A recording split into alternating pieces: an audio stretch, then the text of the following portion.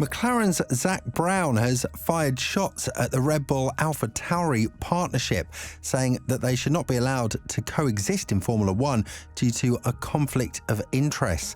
And with the transfer of the aerodynamics factory of AlphaTauri right next to Red Bull's, something will definitely be happening.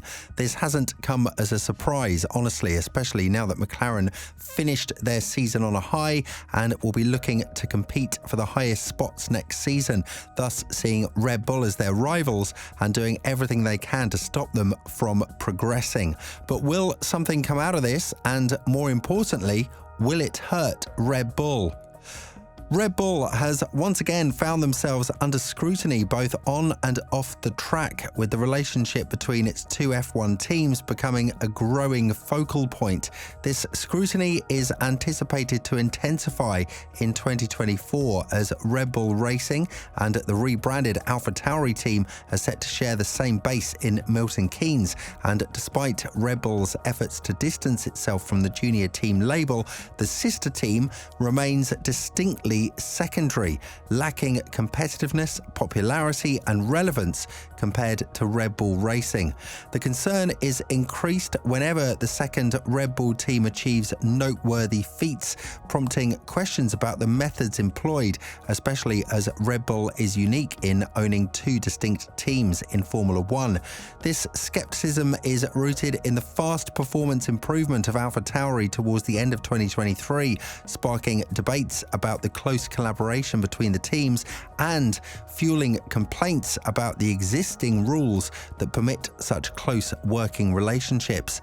This issue has transcended the typical grievances about a backmarker team interfering with regular points scorers, reaching public attention due to AlphaTauri's impressive late-season form, and McLaren has even gone on record declaring AlphaTauri's car as the best in low-speed corners at the end of the season. The upgrades to AlphaTauri's car throughout 2023, particularly the significant overhaul in Singapore, including the adoption of parts from Red Bull Racing's RB19, have drawn attention from rivals. And despite statements from AlphaTauri that its aerodynamic development is the primary factor behind its performance improvement, questions and skepticism still persist. One of the biggest figures in Formula One actively questioning this is McLaren CEO Zak Brown, as he even sent out an open letter calling for a ban on common ownership in Formula One. And while he did not mention Red Bull or sister team AlphaTauri by name, they are the only two teams in Formula One who share owners. There is an opportunity to improve some of the other processes in Formula One to strengthen the values of fairness and competition, he wrote. As we look ahead to negotiating the next Concord Agreement to unite the governing body with the teams and commercial rights holders, we should prioritise some of those rules that currently impact the impartiality between competitors. For example, most other major sports prohibit the ownership of two teams within the same league because of the obvious potential damage that it does to competition. It's an unhealthy situation because it impacts decisions made both on and off the track.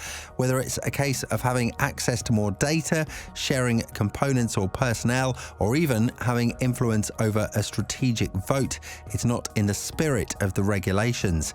It's important to stand up for independence, competition, and fairness.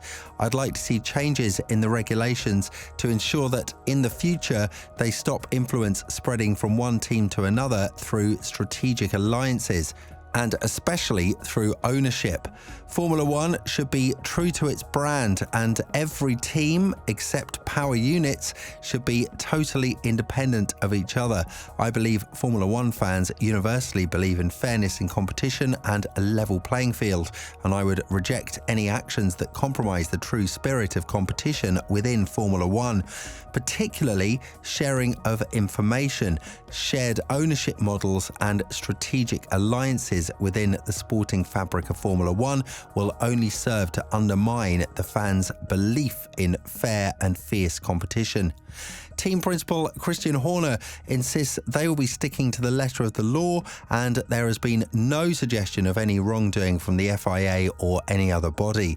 But even before penning his open letter, Brown was one of the more vocal opponents to the idea of common ownership in Formula One and said he had big concerns over the partnership between the two teams owned by Red Bull.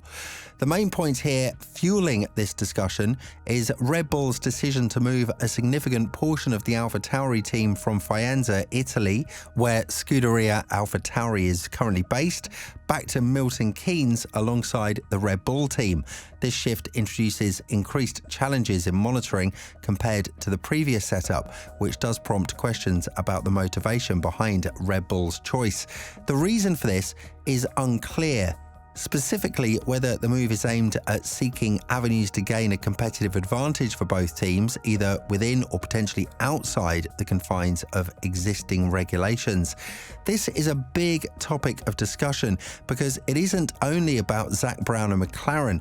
It resonates with every team in a similar position because at their strongest this season, AlphaTauri were very difficult to beat, often securing points at the expense of other teams in that competitive bracket. For instance, if you're McLaren, the last thing you want is AlphaTauri, with its advantageous relationship with Red Bull, consistently snatching points away from you.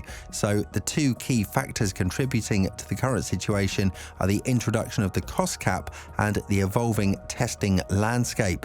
In the past, before the era of the cost cap, testing resources were more abundant and limitations were less severe. However, the current scenario involves limits on testing time in the wind tunnel, CFD testing and simulations, all subject to specific hourly limits.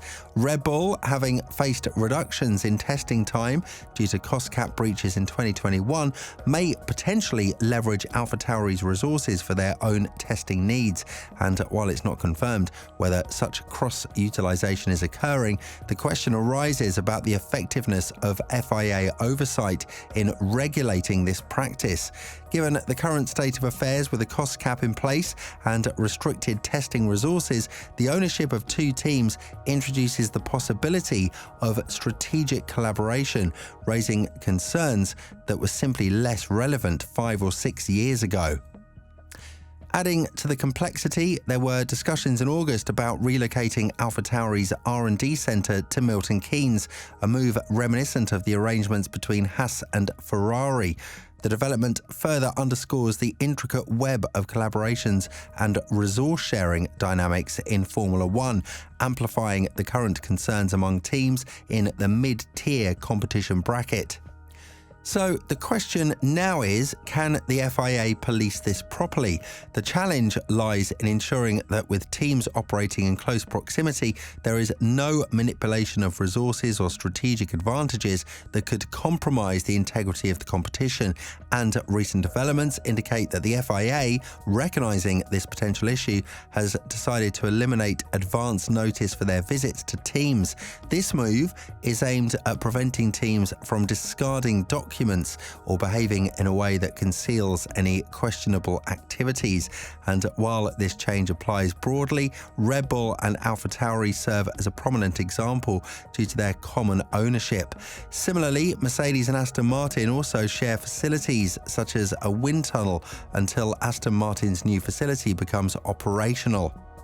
Aston Martin has emphasized a robust relationship with Mercedes, employing separate entrances to ensure confidentiality. However, the dynamics differ from the situation with Red Bull and AlphaTauri, as the latter are under the same ownership.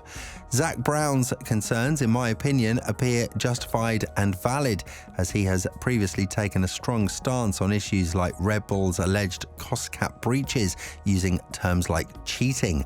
With the current situation, he's found another point of contention to address over the coming months, and the statements from Red Bull and the FIA in response to these concerns will be crucial in determining how they intend to prevent any potential issues from materializing. But on the other hand, there is this case that Red Bull made a while ago. While AlphaTauri indeed underwent significant upgrades in 2023, the motivations behind these improvements are more self-serving than geared towards hypothetical benefits for Red Bull's main team.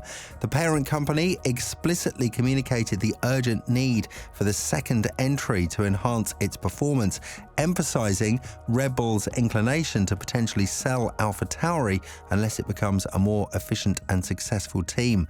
The reshuffling of personnel in early 2023, including key figures like head of aerodynamics Dickon Baumforth and former Red Bull and Aston Martin senior aerodynamicist Guru Joel, played a crucial role in enhancing aerodynamics, particularly in the rear end of the RB19.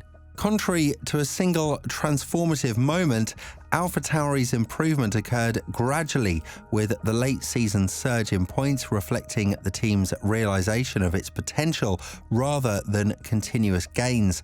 The pace of upgrades was notable, as evidenced by the lack of spares in Abu Dhabi, highlighting both AlphaTauri's urgency to enhance performance and potential shortcuts taken to expedite production and reduce costs.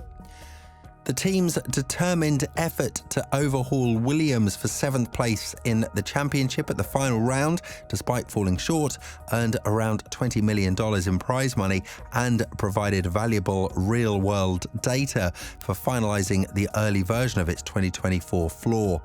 As for the relationship between Red Bull Racing and AlphaTauri, it has been characterized as a typical supplier-customer dynamic in Formula One.